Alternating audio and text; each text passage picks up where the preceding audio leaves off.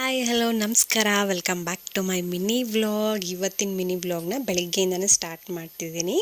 ನಮ್ಮ ಸಾಹೇಬ್ರು ನೋಡಿ ಬೆಳಿಗ್ಗೆನೇ ಅಂಗಡಿ ಉಟ್ಕೊಂಡು ಸ್ಟಾರ್ಟ್ ಮಾಡಿಬಿಟ್ಟಿದ್ದಾರೆ ಆಟ ಆಡೋಕ್ಕೆ. ಪಕ್ಕದ ಮನೆಗೆ ಹೋಗಬೇಕು ಅಂತ ತುಂಬ ಹಠ ಮಾಡ್ತಿದ್ದ. ಸೊ ಆಟ ಸಾಮಾನು ತೊಗೊಂಡು ಆಟ ಆಡು ಅಂತ ಹೇಳಿ ಕೂರಿಸ್ದೆ. ಆಮೇಲೆ ತಿಂಡಿಗೆ ದೋಸೆ ಮತ್ತು ಬೆಂಡೆಕಾಯಿ ಪಲ್ಯ ಮಾಡೋಣ ಅಂತ ಹೇಳಿ ಇಲ್ಲಿ ಬೆಂಡೆಕಾಯಿನೆಲ್ಲ ಹೆಚ್ಕೊಂಡು ರೆಡಿ ಮಾಡ್ಕೊತಿದ್ದೀನಿ. ಬೆಂಡೆಕಾಯಿ ಹಚ್ಚೋವಾಗಿಯೇ ಸ್ವಲ್ಪ ಹಿಂಸೆ ಅನಿಸುತ್ತೆ, ಅದೆಲ್ಲ ಲೋಳೆ ಲೋಳೆ ಥರ ಅನಿಸ್ತಿರುತ್ತಲ್ಲ. ಸೊ ಹಂಗಾಗಿ ಆಲ್ರೆಡಿ ಬೆಂಡೆಕಾಯಿ ಎಲ್ಲ ತೊಳೆದಿಟ್ಟಿದ್ದೆ. ಸೊ ಈಗ ಹಚ್ಕೊತಾ ಇದ್ದೀನಿ. ಈ ಲೋಳೆ ಎಲ್ಲ ಹೋಗೋದಕ್ಕೆ ನಾವು ಈ ಬೆಂಡೆಕಾಯಿಗೆ ಸ್ವಲ್ಪ ಹುಣಸೆ ಹುಳಿ ಹಾಕಿ ಈ ಥರ ಫ್ರೈ ಮಾಡ್ಕೊತೀನಿ ನಾನು. ಒಂದು 10 ಮಿನಿಟ್ಸ್, ಆಲ್ಮೋಸ್ಟ್ 10 ಮಿನಿಟ್ಸ್ ಹಿಡಿಯುತ್ತೆ ಈ ಲೋಳೆ ಥರ ಎಲ್ಲ ಹೋಗೋದಕ್ಕೆ. ನೋಡಿ ಉರಿತಾ ಹಿಂಗೆ ಆಗಿಬಿಡತ್ತೆ ಅಂತ. ಸೊ ಹಂಗಿರೋದನ್ನ ಹಿಂಗೆ ಮಾಡೋಕ್ಕೆ 10 ಮಿನಿಟ್ಸ್ ಕೈ ಆಡಿಸ್ತಾನೇ ಇರಬೇಕು. ಬಾಣಲಿ ನೋಡಿ ಯಾವ ರೇಂಜಿಗೆ ಆಗಿರುತ್ತೆ ಅಂತ ಹೇಳಿ. ಈ ಕಡೆ ಬೆಂಡೆಕಾಯಿ ಪಲ್ಯ ಕೂಡ ರೆಡಿ ಆಯಿತು. ಆಮೇಲೆ ಸ್ವಲ್ಪ ಕೆನೆ ತೆಗೆದಿಟ್ಟಿದ್ದೆ ಹಾಲಿಂದು, ಸ್ವಲ್ಪ ಎಣ್ಣೆ ತೆಗೆದಿಡೋಣ ಅಂತ ಹೇಳಿ ಬಾಟಲ್ನ ತೊಳ್ಕೊತಿದ್ದೀನಿ.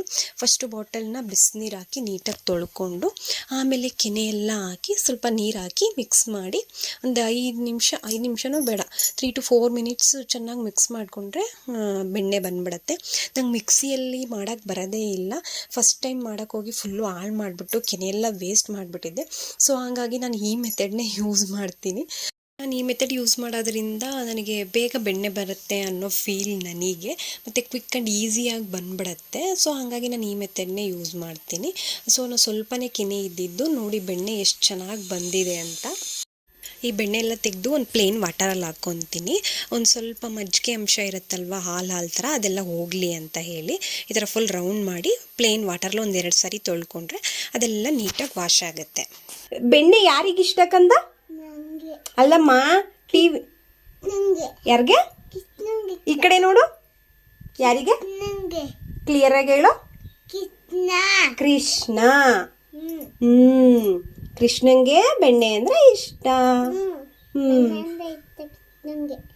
ನಿಂಗೂ ಆ ಥರ ಇಷ್ಟನಾ? ಹೌದಾ?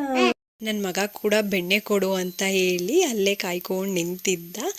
ಬೆಣ್ಣೆ ಮಾಡಿದ್ನಲ್ವ, ಸೊ ಬೆಣ್ಣೆ ದೋಸೆನೇ ಮಾಡೋಣ ಅಂತೇಳಿ ತವಾಗ ಸ್ವಲ್ಪ ಆಯಿಲ್ ಹಾಕಿ ಈ ಥರ ಈರುಳ್ಳಿ ಹಿಂಗೆ ಫುಲ್ಲು ಉಚ್ಕೊಂಡ್ರೆ ದೋಸೆ ತುಂಬ ಕ್ರಿಸ್ಪಿಯಾಗಿ ಚೆನ್ನಾಗಿ ಬರುತ್ತೆ ಅಂತ ಹೇಳಿ ಬೆಣ್ಣೆ ದೋಸೆನೇ ಮಾಡಿದೆ. ಇಲ್ಲಿ ಪಾಪಿಗೂ ಕೊಟ್ಟು ದೋಸೆನ ನಾನು ಕೂಡ ತಿಂದ್ಕೊಂಡೆ. ಆಮೇಲೆ ಅವನಿಗೆಲ್ಲ ಫ್ರೆಶ್ ಅಪ್ ಮಾಡಿ ಇವ್ರಿಗೆ ಸ್ನಾನ ಮಾಡಿಸಿ ಇವ್ರನ್ನ ರೆಡಿ ಮಾಡೋದೇ ಒಂದು ದೊಡ್ಡ ಟಾಸ್ಕ್ ಆಗಿಬಿಡತ್ತೆ. ಮುಂಚಿನ ಥರ ಸುಮ್ಮನಿರಲ್ಲ, ತುಂಬ ತರಲೆಗಳು. ಇವನಿಗೂ ರೆಡಿ ಮಾಡೋ ಅಷ್ಟರಲ್ಲಿ ಸಾಕಾಯಿತು ನನಗೆ. ತಲೆಯೆಲ್ಲ ಬಾಚಿ ನೆಕ್ಸ್ಟ್ ಊಟ ತಿನ್ಸೋಣ ಅಂತ ಕರ್ಕೊಂಡು ಹೋದೆ. ಇವತ್ತಿನ ಮಿನಿ ವ್ಲಾಗ್ ಇಷ್ಟೇ. Thank you for watching. ಮತ್ತೆ ಇನ್ನೊಂದು ಮಿನಿ ವ್ಲಾಗಲ್ಲಿ ಸಿಗ್ತೀನಿ. ಬಾಯ್.